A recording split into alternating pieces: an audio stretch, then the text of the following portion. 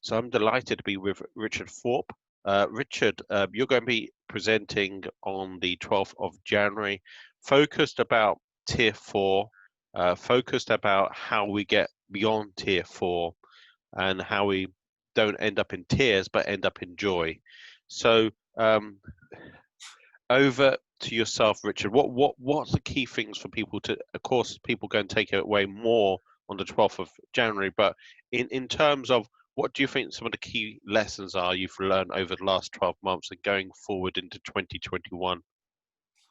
All right. Well, I mean, if I just put a bit of context around that, so I'm a performance coach. I built my performance consultancy off the back of a pro rugby career and running a property business. I moved into coaching following working with pro athletes through their transition. So, I mean, a retiring athlete is a really challenging period. Around half of professional footballers will go bankrupt within 5 years.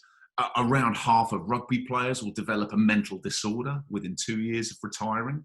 I mean, a really, really challenging time for athletes. That led me into working with a Harley Street institution and subsequently executives and business owners to help people perform at their best. So, I mean, why am I saying that? So we've been in lockdown. Well, we've been experiencing COVID for quite some time now. I think everyone's starting to get to a level of acceptance around what's going on. But it is still a really challenging period. And of course, over Christmas, we've learned about Tier 4. I mean, by the time this goes out, I think you're going to be posting this video later today, or by the time we actually get to our presentation on the 12th of January, we could see ourselves in another national lockdown. We don't know. But for now, let's address Tier 4 and what, as a performance coach, I might be able to help you and your followers and the people that will be attending on the 12th. So, I mean, I've already presented for you on mental health, on how we can overcome our thinking styles during lockdowns and going through this challenging period. But I mean, where I really want to come to now is we know where we're at. We know that there's going to be massive uncertainty. We could see ourselves in another lockdown. The vaccine may come and we may see ourselves come out of this sooner rather than later, but we just don't know. We've still got all of this uncertainty. So I think what I would really like to focus on is how can we thrive through this period? What is it that we can do to ensure that we come out on top? Because ultimately, whether you're a pro athlete, whether you're an executive, whether you're a business owner, or even if you've taken the opportunity now to start up a new business, I mean, let's not forget some of the biggest businesses we know were started in recessions, in times of struggle and crisis. You only need to look at people like Uber and Airbnb, started in recessions. I mean, I just think and Lyft as well. Lyft is Uber's competitor. Yeah, that's right. I mean, I always look at the future with a bit of excitement to think, gosh, in a few years' time, I wonder what businesses are going to be around. If you look at books like 0 to 1, where they talk about if you're going to create something new, it doesn't exist yet. We've got no idea what it actually is, what it could be, until it arrives. I mean, I wonder if there are any people that will be attending on the 12th that might just be a business owner that creates, or a startup business that creates the next Lyft or Uber and Airbnb and so on. So I actually see this as an exciting time.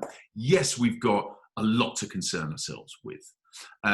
It's affecting my family as it will be many people's directly, COVID.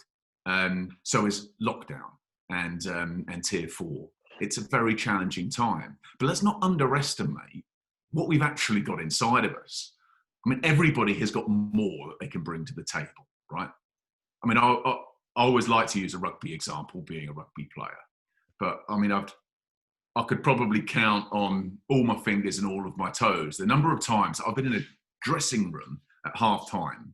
We're the underdog and we're losing. Then all of a sudden, someone in the dressing room, everyone's sort of sat, slouched, thinking to themselves, God, how are we going to get through this? They're so much better than us. They've got better players. then someone will just stand up and start talking. And you can see a shift in the room. People just start to sit up a little bit taller as they listen to the words that this person is saying. And you can just see this belief wave over everybody. They then go out in the second half and they don't concede a single point. That's really important, right? Because defending in rugby is the hardest part of the game. It's really challenging. You've got to dig as deep as you possibly got in order to defend like your life is on the line, right? They'll go out in the second half and they won't concede a point and subsequently win the game. So what is that? All it was in that changing room, there was a shift in mindset.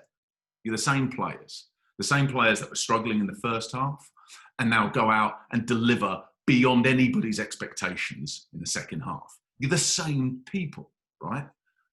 So how can we use that in tier 4 and lockdown? So anyone who might be listening to this now may have struggled, may have directly been affected by COVID-19 and are going through that process because it's affected themselves or their family. They may really be struggling with lockdown in tier 4. Very, very often it can come just to a shift in mindset for everything to change. Everything to change that you're now in control of, right? So that's what I want to get into a little bit of the nuts and bolts of on the 12th, on Tuesday, the 12th of January, with you and your audience attendees. So Richard, I just want to say a massive thanks. It's interesting you mentioned 0 to 1 as well. Interesting book. I'll tell you that another book that I'll reference during the presentation is David Goggins. Don't know if you've read David Yeah, Goggins' I've met book. David. You've met David? Wow. Well, I might need to bring you in for some of those aspects. So I haven't had that pleasure yet. But I mean, he talks about bringing your best when you're feeling your worst. And I mean, that is just something we can all learn from at the moment. When times are really tough, can you operate at your absolute best? Because if you can, when times start to get better, when all of this starts to lift us, you're going to have real calluses. There's a word of David Goggins that you might be familiar with. Real calluses that will have developed during this period to mean that you can go on and become an outstanding performer afterwards. So that's kind of where we're going to get to on the 12th. Brilliant. Thank you, Richard, and thanks to our audience as well.